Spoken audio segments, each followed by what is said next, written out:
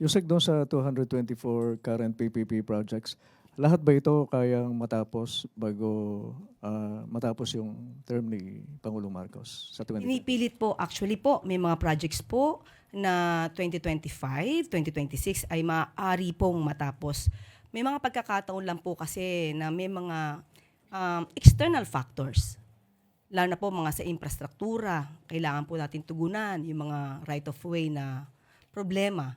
Hindi po ito kakayanin basta-basta lang po ng pamahalaan, ng administrasyon, kung hindi po magtutulungan ang bawat tao, including po mga LGUs, ang taong bayan. Kapag po ito naman ay naresolba na mabilisan, kaya pong tapusin ito ng administrasyon. Yusek, if I'm not mistaken, kasama doon sa PPP project yung NAIA Rehabilitation at saka yung Metro Manila Subway Project. Just to give the public an idea kung kailan magsisimula yung matatapos yung NAIA Rehabilitation Project at saka yung Metro Manila Subway, kailan ba yung partial operation ito, Yusek?